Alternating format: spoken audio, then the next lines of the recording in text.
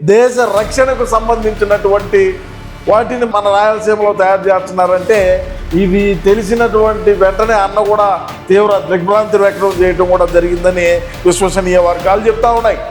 నమస్కారం ప్రజలారా, మన జగనన్న మన రాయలసీమకు ఏ విధంగా అభివృద్ధి చేసినాడు, ఏ విధంగా పరిశ్రమలు తీసుకువచ్చినాడు, ఏ విధంగా చేపల మార్ట్లు మరి ముఖ్యంగా పులివెందుల్లో ఉండే ప్రజలు నేను నిజంగానే అనుకోలేదు చేపలు రొయ్యలు తింటారని అటువంటి పరిశ్రమలు తీసుకువచ్చి మనం 5 సంవత్సరాల పాటు మన రాయలసీమను మనం అభివృద్ధి చేసుకుంటే పులివెందుల్లో నేనేపొద్దు అనుకోలేదు. పులివెందుల్లో చేపలు రొయ్యలకు సంబంధించిన షాప్స్ కూడా వస్తాయి అని చెప్పి బహుశా ఎవరం కూడా ఊహించింది.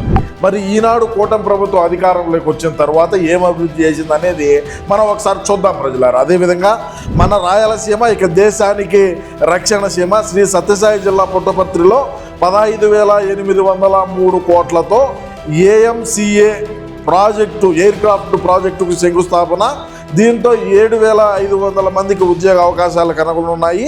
ఏఎంసీఏతో పాటు మరిన్ని డిఫెన్స్ ప్రాజెక్టులు, డ్రోన్ సిటీలోని ప్రాజెక్టులకు శంకుస్థాపన చేసిన సీఎం చంద్రబాబు కేంద్ర రక్షణ మంత్రి రాజ్నాథ్ సింగ్ గారని మరి పోస్టు పెట్టినారు. ఓకే, బాగానే ఉండదు, నేనే కాదన్నోలే. ఎందుకంటే మన రాయలసీమ అభివృద్ధి జరుగుతుంది, మనకు కూడా మన రాయలసీమ అభివృద్ధి కావాలని చెప్పి అనుకుంటాం. అంటే లోపల మనం ఉన్నప్పుడు చేయలేదే, మనం ఉన్నప్పుడు తెచ్చిన పరిశ్రమలే బాగున్నాయి కదా. మరి కూటమి ప్రభుత్వం అధికారంలోకి వచ్చిన తర్వాత దేశ రక్షణకు సంబంధించినటువంటి వాటిని మన రాయలసీమలో తయారు చేస్తున్నారంటే ఇది తెలిసినటువంటి వెంటనే అన్న కూడా తీవ్ర దిగ్భ్రాంతి వ్యక్తం చేయడం కూడా జరిగిందని విశ్వసనీయ వర్గాలు చెప్తా ఉన్నాయి. మరి మనం అధికారంలో ఉన్నప్పుడు కానీ మన తాతగారు రాజారెడ్డి గారి హయాం నుంచి కూడా రాయలసీమ ఏ విధంగా అభివృద్ధి జరిగింది, ఏ విధంగా రాయలసీమలో మరి రాజకీయ నాయకులు ఏ విధంగా పైకి వచ్చినారనే దాని మీద మనం ఖచ్చితంగా ఇప్పుడు మనం తెలుసుకోవాలి ప్రజలారా. ఎందుకంటే గతంలో మరి రాజారెడ్డి గారి హయాం నుంచి వద్దాం. మరి మనం ముగ్గురాళ్ళకు ఏదైతే తవ్వుకోరాబోంటారా పోయానని చెప్తే పక్కన ఉండేటువంటి వాళ్ళ క్వారీలు లేకపోయి ముగ్గురాళ్ళు తవ్వుకొని దొంగతనంగా ఎత్తుకొని వచ్చి మన రాజారెడ్డి గారి దగ్గరికి తీసుకొచ్చి ఇచ్చేవాళ్ళు. వాటిని అమ్ముకొని ఏదో మనోడు అట్లా పైకి వచ్చి ఆ తర్వాత మంగంపేట వెరైటీస్లో పడి బాగానే వచ్చినాడు, రానిచ్చినాడు. మరి అదేవిధంగా ఈ రాజారెడ్డి వెనకమాల ఉండేటువంటి వ్యక్తులు వాడిని కొట్టరా అంటే వాడిని కొట్టాలా, వాడిని తిట్టరా అంటే వాడిని తిట్టాలా, ఈయన మర్డర్ చేయరా అంటే వాడిని చంపి రావాలా, చంపొచ్చి మరి వెనకలు నిలబడుకుంటే మనం రాజకీయ నాయకులుగా ఎదుగుతాం. అంటే బలయ్యేది ఎదుటోడు, బలయ్యేది ఎవడైతే మా రాయలసీమ కరువు ప్రాంతం కాబట్టి మరి తినేదానికి తిండి లేని రోజుల్లో మరి ఈ విధంగా చేసి పైకి వచ్చినారు రాజారెడ్డి కుటుంబం. మరి అదేవిధంగా చూసుకుంటే రాజారెడ్డి ఏమి వాళ్ళ కుటుంబీకులందరూ కూడా బాగానే ఉంటారు. రాజారెడ్డి వెనకలు ఉండేటువంటి వ్యక్తులు వాళ్ళు ప్రాణాలు కోల్పోయి వాళ్ళ కుటుంబంలో ఉండేటువంటి వ్యక్తులు కోల్పోయి వీళ్ళు రాజకీయ నాయకులుగా ఎదిగినారు. ఇది మా రాయలసీమలో రాజకీయం. మరి అదేవిధంగా చూస్తే మరి గతంలో మన అన్న కూడా ఉన్నాడు, మన పెద్ద ఆయన రాజశేఖర రెడ్డి గారు కూడా ఉన్నారు. మరి అదేవిధంగా చూసుకుంటే ఎర్రచందనం కొట్టుకోరాబోండ్రా అంటే పోయి ఎర్రచందనం కొట్టుకో వచ్చేవాళ్ళు. ఒరే ఈ నుంచి ఇసుకను అక్రమంగా తరలిండ్రా, ఈ నుంచి మైనింగ్ అక్రమంగా చేద్దామని అంటే కింద ఉండేటువంటి వ్యక్తులందరూ కూడా జైలు పాలయ్యే వాళ్ళు, దెబ్బలు తినేవాళ్ళు, కేసులు కట్టించుకునేవాళ్ళు. ఈ నాయకుడు అనేటువంటి వ్యక్తి ఎవరైతే ఉంటారో వాళ్ళు పోయి వీళ్ళని మళ్ళా బెయిల్ మీద తీసుకురావడం, వీళ్ళకు బెయిల్ పెట్టడం, ఈ విధంగా మా రాజకీయం జరిగింది రాయలసీమలో. ప్రస్తుతం కూటమి ప్రభుత్వం అధికారంలోకి వచ్చింది ఇప్పుడే కాదు, గతంలో కూడా 2014 నుంచి 19 వరకు కూడా చంద్రబాబు నాయుడు గారు ముఖ్యమంత్రిగా ఉన్నప్పుడు మా రాయలసీమలో అభివృద్ధి జరిగినటువంటి మాట వాస్తవం. పట్టిసీమ ప్రాజెక్టు ద్వారా మరి కొన్ని ప్రాంతాలకు నీళ్ళు ఇవ్వడం, మరి వాళ్ళు అక్కడ ఉండేటువంటి వ్యక్తులు బొప్పాయో బత్తాయో నిమ్మో అరటో ఇటువంటివన్నీ కూడా సాగు చేసుకొని అంతకుముందు కూడా కూటమి ఉమ్మడి ఆంధ్ర రాష్ట్రంగా ఉన్నప్పటి నుంచి కూడా కొద్దిగా ఆ ఘర్షణ వాతావరణం రాజారెడ్డి ఎప్పుడైతే మరణించినాడో ఆ తర్వాత ఈ ఘర్షణ వాతావరణం తగ్గింది. ఈ కొట్లాట్లు హత్యలు వీటన్నిటి కూడా దూరం పెట్టినారు. సరే, మన జగనన్న ఆ తర్వాత ముఖ్యమంత్రి అయినాడు. ముఖ్యమంత్రి అయిన తర్వాత ఏ విధంగా మా రాయలసీమకు ప్రత్యేకంగా వెనకబడినటువంటి రాయలసీమ జిల్లాలకు సపరేట్గా కేంద్రం నుంచి మేము నిధులు తీసుకువచ్చి మేము బ్రహ్మాండంగా రాణించాం, బ్రహ్మాండంగా చేర్చామని ఎన్నెన్నో చెప్పినాడు. సరే, ఏది ఏమైనప్పటికీ మన బిడ్డే కదా, మన రాయలసీమ బిడ్డే కదా, ముఖ్యమంత్రి అవుతాడు కదా, మరి మనకు కొంత న్యాయం జరుగుతుంది, మనం కూడా కొంత అభివృద్ధి చేసుకుంటాం, అభివృద్ధి చేస్తాడని నమ్మకాలు ఉన్నాయి. మరి 5 సంవత్సరాల పాటు పులివెందులకు రావాలన్నా కూడా మరి పోలీసుల సహాయంతో పరదాపట్లు బారికేళ్లు పెట్టుకొని తిరిగినాడు. మరి అదేవిధంగా చూసుకుంటే మా అన్న ముఖ్యమంత్రిగా ఉన్న రోజుల్లో మరి ఇది తెచ్చినాడు, చేపలు రొయ్యలు ఇట్లాంటివన్నీ మనం ఎప్పుడన్నా తినగలుగుతామా అని చేపల మార్ట్లు ఫిష్ మార్ట్లు ఓపెన్ చేసి ఆ ఓపెన్ చేసినట్టు దాన్ని మళ్ళీ ఆయన మళ్ళా ఒక పెద్ద మీటింగ్ పెట్టి, అంటే మనం ఒక చరిత్ర సాధించినాం, మనం ఒక చరిత్రను సృష్టించినాం. చేపలు రొయ్యలు తెచ్చి పులివెందులు కానీ భారీ బహిరంగ సభ కూడా ఒకటి ఏర్పాటు చేయడం కూడా జరిగింది. మరి అదేవిధంగా మరి కడప ప్లాంట్ ఏదైతే ఉన్నదో స్టీల్ ప్లాంట్కి దానికి ఎన్నిసార్లు శంకుస్థాపన చేసినాడు మరి ఆయనకే తెలియాలా.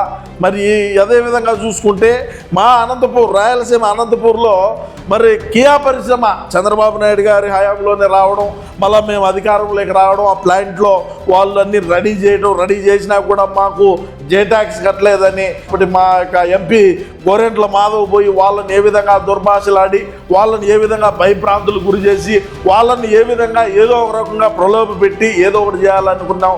అదేవిధంగా షెడ్యూల్ కంపెనీ డయర్ల జాకీ కంపెనీని మాకు కప్పం కట్టలేదని చెప్పి దాన్ని తరివి తప్పడం. మరి అదే అనంతపూర్ జిల్లా నుంచి మరి కూటమి ప్రభుత్వం అధికారంలోకి వచ్చిన తర్వాత ఈ సత్యసాయి జిల్లాలో దేశానికి రక్షణగా ఎయిర్ క్రాఫ్ట్లు, అదేవిధంగా ఇంకా ఏవేమిటియో డ్రోన్లంట, ఆయుధాలంట, ఇట్లాంటివన్నీ కూడా తయారీ చేసేదానికి మన ఆంధ్రాలో పెట్టుబడులు పెట్టడం అనేది అన్నకు బాధగా ఉన్నా మా రాయలసీమలో అంటే ఇప్పుడు ఇక్కడ చంద్రబాబు నాయుడు గారు మా వెనకలు ఉండేటువంటి వ్యక్తులందరినీ కూడా మేము కోల్పోయేట్టుగా చేస్తున్నాడు.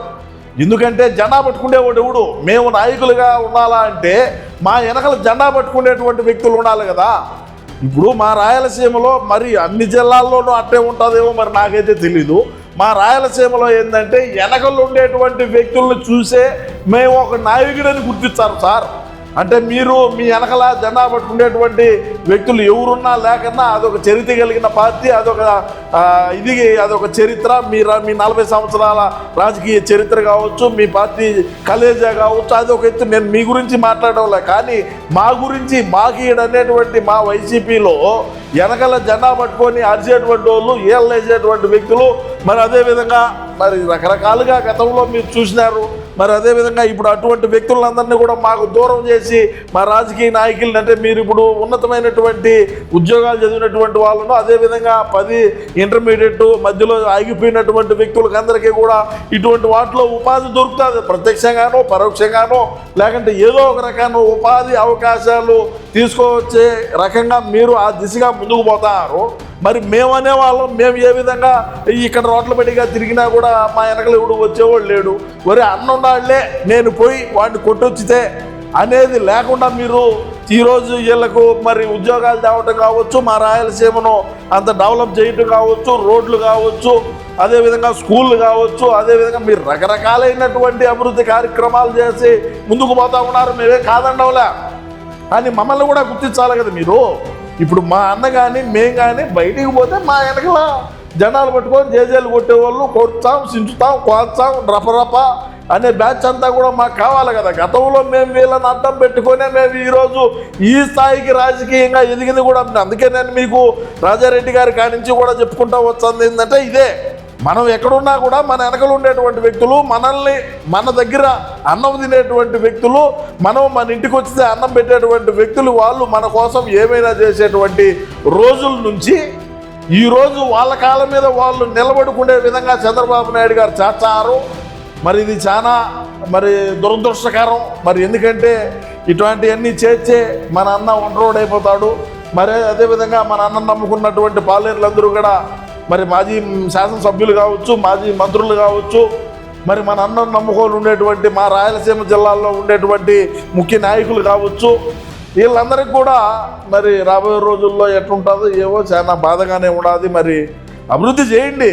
ఏం మా రాయలసీమకి దాకంటే ఇంకాడికన్నా ఎత్తుకోమండేవే ఇప్పుడు మా రాయలసీమకే ఎందుకు అని కూడా మన అన్న అనబోయే రోజుల్లో అన్న మనం కూడా ఏం ఆశ్చర్యపోవడం లేదని ఈ సందర్భంగా నేను తెలియజేసుకుంటూ, సో ఏది ఏమైనప్పటికీ కూడా మా రాయలసీమ రాజకీయ పునాదులు మరి రాజకీయంగా ఎదుగుదల అయ్యేదానికి మాకు ముఖ్యంగా వెనకల మాకు కాపు కాసే వాళ్ళందరినీ కూడా చంద్రబాబు నాయుడు గారు ఇటువంటి పరిశ్రమలు తెచ్చి ఈ విధంగా మరి మా రాయలసీమకు పెట్టుబడులు తీసుకురావడం, పరిశ్రమలు తీసుకురావడం, తద్వారా ఉపాధి కలగడంతో మాకు వెనకలు ఉండేటువంటి వ్యక్తులను దూరం చేస్తున్నాడు అనేది మా పార్టీలో ఉండేటువంటి వ్యక్తుల యొక్క అభిప్రాయం. దయచేసి మీ అమూల్యమైన అభిప్రాయాన్ని కూడా తప్పకుండా కామెంట్ రూపంలో తెలియజేయండి. నమస్కారం.